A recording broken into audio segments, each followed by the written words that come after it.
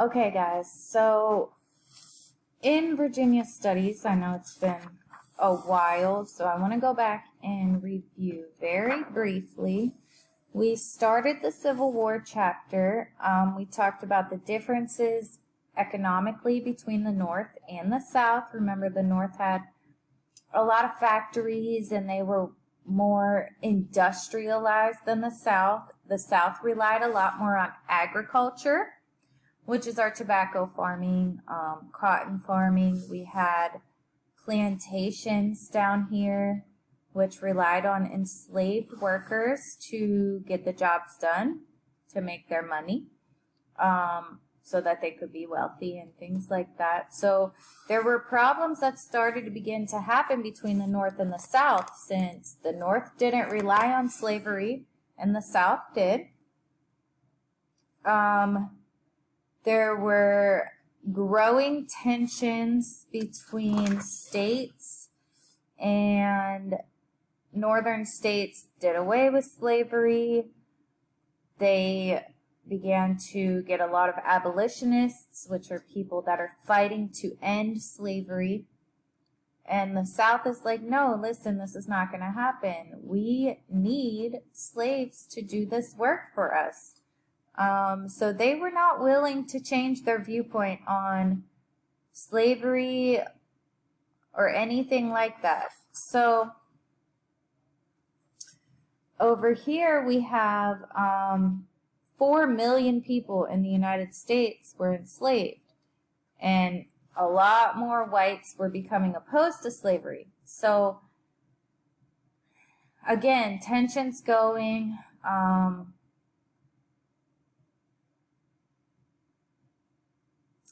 There are revolutions happening. So here's Nat Turner's Revolt. He was a slave in Virginia, and he was also a preacher. So he had a dream about leading a revolt, and he did. During this revolt, his men killed more than 50 white people. So Nat Turner was captured and executed along with a lot more of his friends and followers and other slaves. But what this did was this made the slave owners and wealthy white landowners in Virginia realize that, hey, they are not messing around. They want to be free. They don't want us to have them. They mean business. So now they're pretty scared, right? The wealthy slave owners are getting scared. So then we talked about Henry Box Brown. He lost his family when he was a child, and lost his family once again as an adult when his wife and their young children were sold to a different state. So he took a journey to freedom in a box and ended up in Philadelphia. That's why they call him Henry Box Brown. We also talked about the Underground Railroad and Harriet Tubman. Harriet Tubman was a big supporter of the Underground Railroad, and this was, a series of tunnels and secret passages that would lead slaves to freedom. So Harriet Tubman was essentially like Moses to her people. She helped at least 200 slaves reach freedom. John Brown, he was a white abolitionist. He led a group of men to the U.S. Armory in Harper's Ferry, and they raided it. And at his trial, he reminded everyone that they all swore upon in a court of law in the Bible to do unto others as you would have them do unto you. Okay, and then we left off with Virginia leaves the Union. So Virginians were divided about secession from the Union, which led to the creation of West Virginia. In 1820, the United States was equally divided between states with slavery and states without. Northern people wanted new states to be free, while Southerners wanted slavery to grow. Neither side could entirely get its way, so they came up with the Missouri Compromise, which drew an imaginary line through the new Louisiana Territory to decide which new states would permit slavery and which would be free. In the years that followed, pro-slavery and anti-slavery forces continued to argue as the West moved farther west. In 1857, the U.S. Supreme Court ruled that Congress could not stop slavery from expanding. The case centered on Dred Scott, a Virginian-born slave whose owner had taken him into free territory for extended periods. Scott asked for his freedom, but the court ruled that he was still a slave and did not even have the right to go to federal court to seek his freedom. A new leader. Angered by the Dred Scott decision, a new political party, the Republicans, vowed to stop slavery from expanding into any new Western territories, even as it promised not to abolish slavery where it already was.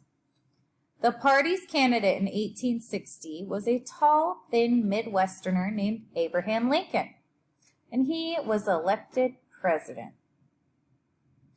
Abe Lincoln said, "As I would not be a slave, so I would not be a master. This expresses my idea of democracy."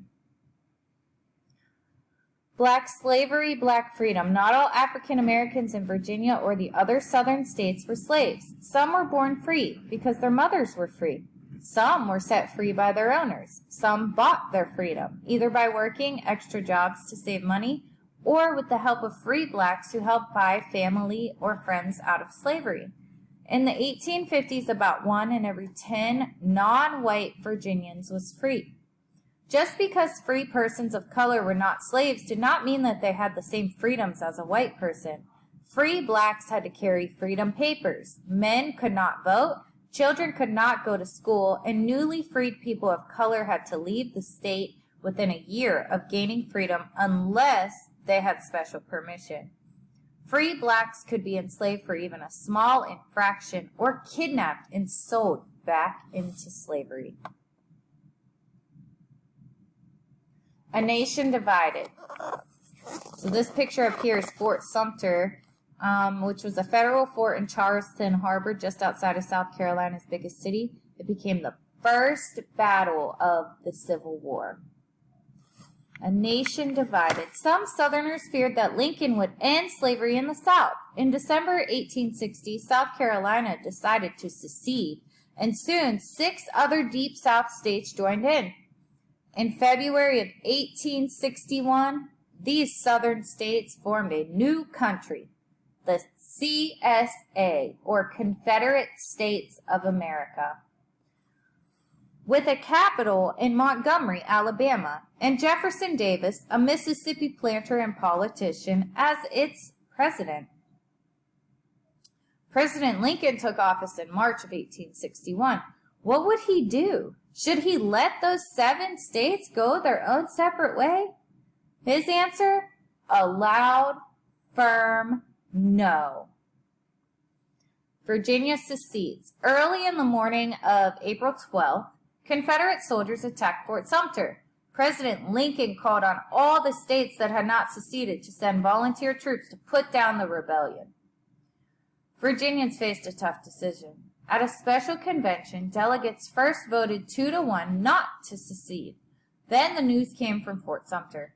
President Lincoln's call for the use of force to stop secession led to another vote.